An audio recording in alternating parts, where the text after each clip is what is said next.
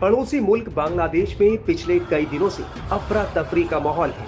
बवाल और हिंसा का दौर जारी है। छात्र नेता उस्मान हादी की हत्या के बाद वहां हिंसा शुरू हुई थी। बांग्लादेश में बवाल के पीछे किसका हाथ है?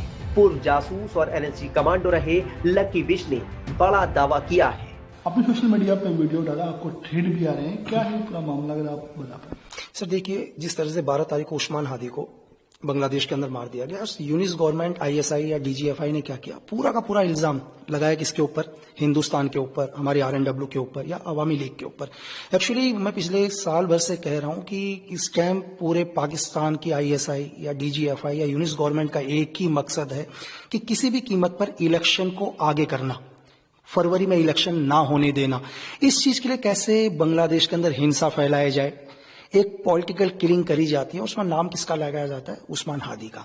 तो मैंने अपने एक वीडियो के माध्यम से या एक ऑडियो मुझे रिवील करनी पड़ी कि पूरी बांग्लादेश की जनता जिस उस्मान हादी का हत्या का आरोप हिंदुस्तान के ऊपर लगा रहा है, वो आईएसआई के इशारे पर हुई है। यूनिस गवर्नमेंट ने उसकी हत्या कराई है ताकि बांग्लादेश के इलेक्शन को किसी भी कीमत पर आगे कराया जा सके। सर, और वहीं अगर हम देखें तो 2 सस्पेक्ट जो है इस मामले में वो मेघालय के थ्रू इंडिया में आए, ऐसा सस्पेक्ट है। अच्छा, नहीं, ये तो यूनिस गवर्नमेंट बोल रही है ना सर। अच्छा, जब तक वो बांग्लादेश के अंदर थे, मैं यूनिस गवर्नमेंट से ये पूछ रहा हूँ, आईएसआई से पूछता हूँ, डीजीएफआई से पूछता हूँ कि चलो आपको ये पता चल गया कि मेघालय के थ्रू हिंदुस्तान में आए, जब तक वो बांग्लादेश के अंदर थे आपने उन्हें क्यों नहीं अरेस्ट किया?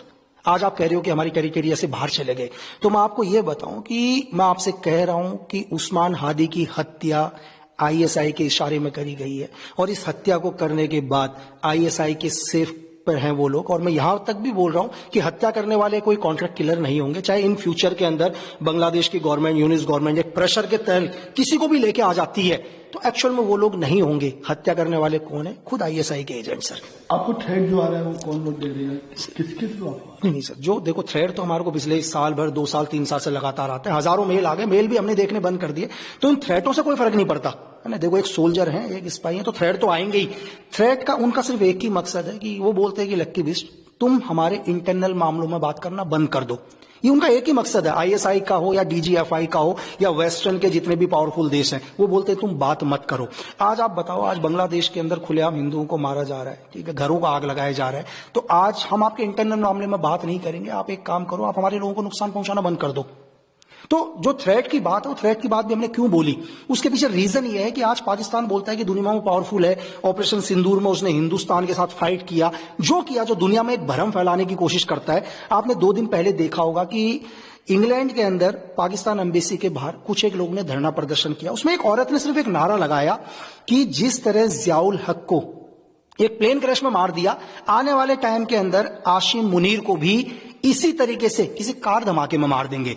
एक औरत की धमकी से पूरे पाकिस्तान के अंदर यह असर हुआ कि वहां के तत्कालीन प्रधानमंत्री शरीफ वो इंग्लैंड गवर्नमेंट से बोलते हैं कि हमारे आसिम मुनीर को सिक्योरिटी दो भाई, उनको खतरा है।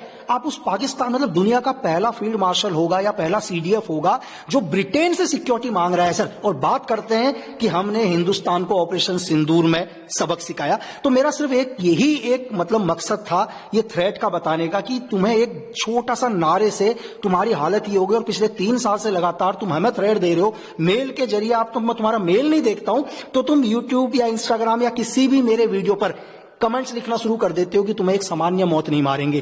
तो ये थ्रेट बताने का सिर्फ ये था कि हमें कोई फर्क नहीं पड़ता यार आपके हजारों थ्रेट से भी। वही ऑपरेशन सिंदूर में जो पाकिस्तान के जो एफएम इसाक डर ने एडमिट किया है कि नूर एयरबेस में जो डैमेज हुआ था, उन्होंने कबूल किया कि हाँ ऑपरेशन सिंदूर में डैमेज हुआ था नूर एयरबेस। बिल्कुल, अभी उनके डिप्टी पीएम या विदेश मंत्री इशाक डार ने भी बोला, उनकी मजबूरी हो गई सर बोलनी, ताकि वो दुनिया को ये दिखा रहे हैं, उनको पता है कि हिंदुस्तान, आप अगर इस बार इंडिया ने रिएक्शन लिया तो इस बार इंडिया नहीं रुकेगा सर। आज से पहले वो लोग बोल रहे थे कि यार उनका कुछ भी नहीं हुआ, और अब बोलते हैं कि महज 36 घंटे के अंदर 80 ड्रोन मार दिए, हमारे नूर एयरबेस को नुकसान हुआ।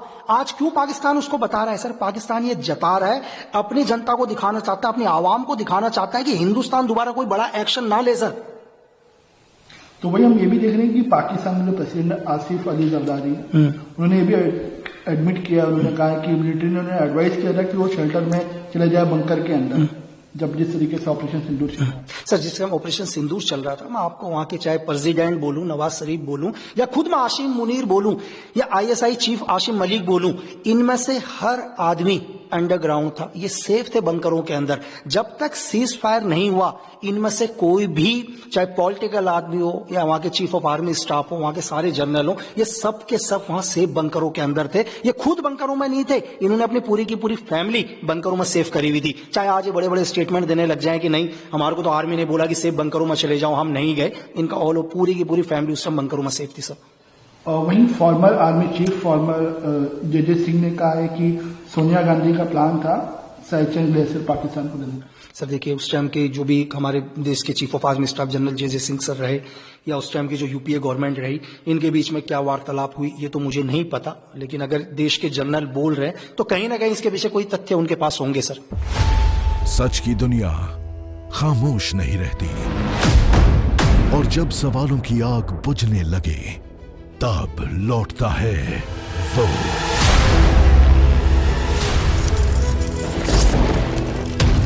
और गूंजती है जनहित की आवाज। चक्रव्यूह आपके अपने सुमित अवस्थी के साथ सोमवार से शुक्रवार शाम 6:57 पर। For more of such videos, do like, share and subscribe to ET Now Swadesh.